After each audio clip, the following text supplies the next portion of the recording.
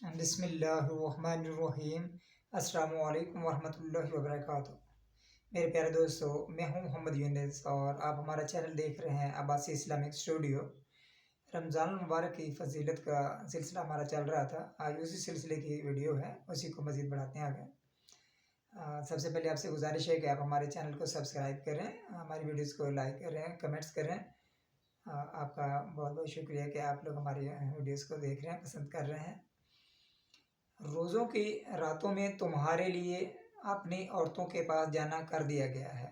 اللہ پاک قرآن پاک میں ارشاد فرما رہا ہے کہ وہ تمہاری پوشاک ہیں اور تم ان کی پوشاک ہو۔ اللہ کو معلوم ہے کہ تم ان کے پاس جانے سے اپنے حق میں خیانت کرتے تھے، سو اس نے تم پر مہربانی کی اور تمہاری حرکات سے درگزر فرمایا۔ اب تم کو اختیار ہے کہ ان سے مباشرت کرو، اور اللہ نے جو چیز تمہارے لیے لکھ رکھی ہے یعنی اولاد، اس کو اللہ سے طلب کرو اور کھاؤ پیو یہاں تک کہ صبح کی سفید دھاری رات کی سیاہ دھاری سے الگ نظر آنے لگے، پھر روزہ رکھ کر رات تک پورا کرو، اور جب تم مسجدوں میں اعتکاف میں بیٹھے ہو تو ان سے مباشرت نہ کرو، یہ اللہ کی حدیں ہیں، ان کے پاس نہ جانا۔ اسی طرح اللہ اپنی آیتیں لوگوں کے سمجھانے کے لیے کھول کھول کر بیان فرماتا ہے تاکہ وہ پرہیزگار بنے۔ رسول اللہ صلی اللہ علیہ وسلم نے ارشاد فرمایا، اسلام کی بنیاد 5 چیزوں پر ہے۔ اس بات کی گواہی کہ اللہ کے سوا کوئی معبود نہیں اور محمد صلی اللہ علیہ وآلہ وسلم اللہ کے رسول ہیں۔ نمبر 2، نماز قائم کرنا، اور تیسرے نمبر پہ زکوٰۃ ادا کرنا، چوتھا بیت اللہ کا حج کرنا، اور 5ویں نمبر پہ ہے رمضان کے روزے رکھنا۔ اسی طرح رمضان المبارک کا مہینہ نہایت ہی برکتوں اور سعادتوں والا مہینہ ہے۔ یہ وہ مبارک مہینہ ہے جس کی آمد کے موقع پر اللہ کے رسول صلی اللہ علیہ وآلہ وسلم دعائیں مانگتے تھے۔ حضرت انس رضی اللہ تعالیٰ عنہ فرماتے ہیں، جب رجب کا مہینہ شروع ہوتا رسول اللہ صلی اللہ علیہ وسلم دعا فرماتے، اے اللہ ہمارے لیے رجب اور شعبان میں برکت عطا فرما اور ہمیں رمضان کا مہینہ نصیب فرما۔ حدیث پاک ہے، الرمضان شہر اللہ، رمضان اللہ کا مہینہ ہے۔ حضور نبی کریم صلی اللہ علیہ وسلم رمضان المبارک سے بہت زیادہ محبت فرماتے تھے اور اس کے پانے کی اکثر دعائیں کرتے تھے۔ حضور نبی کریم صلی اللہ علیہ وسلم پوری تیاری کے ساتھ اس ماہ مبارک کو خوش آمدید کہہ کر استقبال فرماتے۔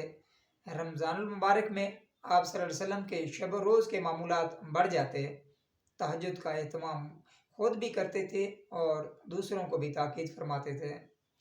جب رمضان المبارک کا مہینہ آیا تو حضور صلی اللہ علیہ وآلہ وسلم نے صحابہ کرام سے دریافت فرمایا کہ تم کس کا استقبال کر رہے ہو اور تمہارا کون استقبال کر رہا ہے؟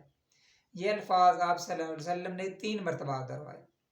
اس پر حضرت عمر رضی اللہ عنہ نے عرض کی، یا رسول اللہ صلی اللہ علیہ وسلم، کیا کوئی وحی اترنے والی ہے یا کسی دشمن سے جنگ ہونے والی ہے؟ حضور صلی اللہ علیہ وسلم نے فرمایا، نہیں، ایسی کوئی بات نہیں ہے۔ پھر آپ صلی اللہ علیہ وسلم نے فرمایا، تم رمضان کا استقبال کر رہے ہو جس کی پہلی رات میں تمام اہل قبلہ کو معاف کر دیا جاتا ہے۔ سبحان اللہ، ہمیں چاہیے کہ ہم رمضان المبارک کی قدر کریں، اس میں اللہ رب العالمین کی جو برکتیں ہیں ان کو سمیٹیں، زیادہ سے زیادہ نیکیاں کریں، قرآن پاک کو جو روز کا معمول بنے، اور جو غریب غربا ہیں ان کا خاص طور پہ خیال رکھیں۔ روزہ کیونکہ تمام کھانے پینے چیزوں کے پرہیز ہے، تو اس کا مطلب یہ سبق بھی اس میں حاصل ہے کہ بھی غریب جو ہے وہ جس کے گھر کھانا نہیں ہے، یا وہ کس طرح بھوک سے کیسے وہ لوگ گزارا کرتے ہیں، تو یہ ہمیں اس سے احساس ہوتا ہے کہ بندہ بھوکا رہ کے کس طرح اس کے کتنے کیا تکالیف ہیں، یہ اس کا برداشت کس طرح کرتا ہے بندہ، اس میں صبر کا پھل جو ہے وہ دیا جاتا ہے۔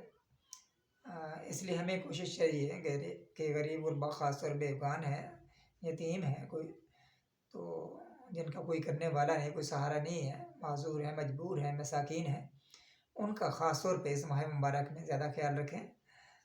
اور اللہ رب العالمین تمام ہماری کاوشوں کو قبول فرمائے۔ آج کے لیے اتنا ہی کافی ہے۔ السلام علیکم ورحمۃ اللہ وبرکاتہ۔